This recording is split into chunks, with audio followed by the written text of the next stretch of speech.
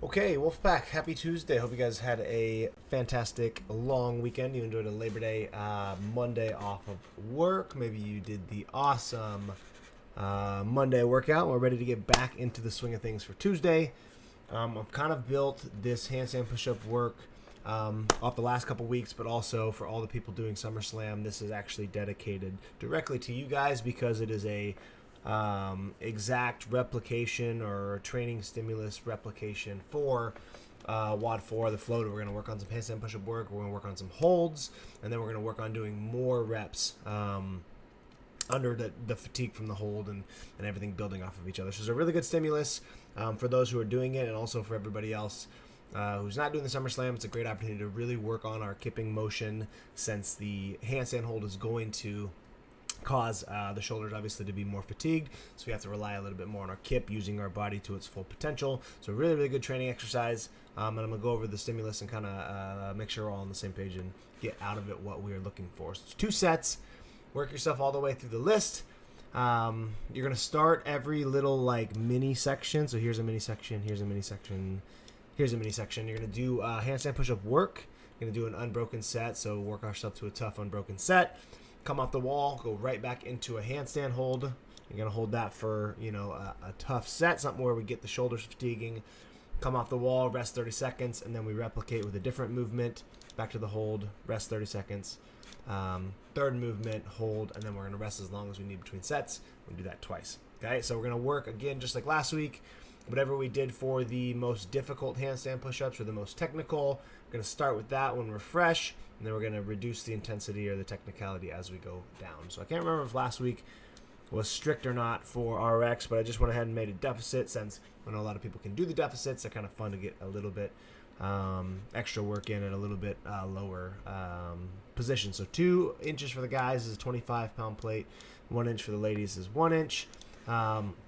Kick up, remember this, since we are at a little bit more of a deficit, you really have to work on getting the knees into the chest and exploding them up, because you do have to propel yourself right out of that deficit position. If we don't utilize the kip, we're not going to get out with a ton of speed. You're going to utilize a lot of shoulder pressing, and you're going to get very tired, okay, especially as the rounds go on and we add this handstand hold. So big set here. Hopefully we're looking for 5+ reps, okay, something a little bit uncomfortable, out of the ordinary. So we're trying to do a little bit more than we would normally do in a Metcon.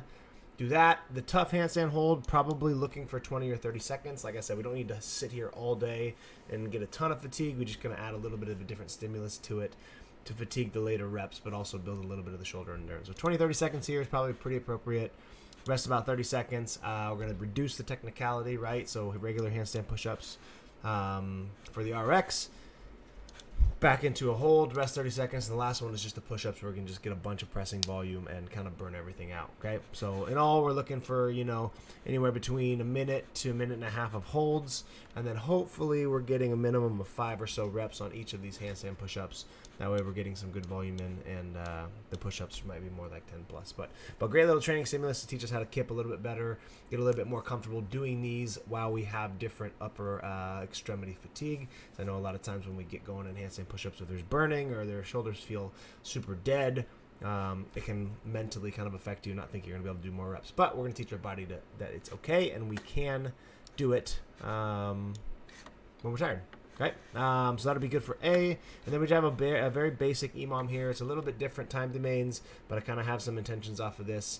It's pretty much working double unders and burpees under different fatigue. So we do want this to be relatively intense. Since there is a rest period at the end here, we hopefully should be able to recover a little bit and then repeat some intensity. So we got 30 seconds on the bike. For the first minute, we should be ripping this, getting after it, trying to add a lot of leg fatigue, increasing the heart rate, and getting a little bit uncomfortable. That way we get about 30-second rest. There's still some lingering fatigue for the double unders, okay? So if you did 30 seconds on the bike and you felt fully recovered in the time you had to move to the double unders, and we didn't necessarily push it hard enough, so there still should be some lingering fatigue after this 30 seconds. We've all done sprints on the bike, and we know how excruciating it can be. We don't need to be 100% effort.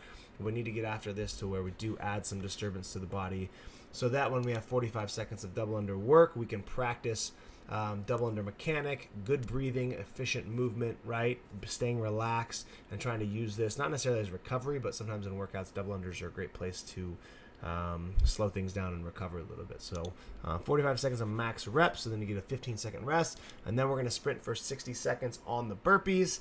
I want you guys to try to pick a little bit faster pace than you normally would. I know this is a long time for burpees, but we don't always get to just practice straight burpees under a bunch of fatigue.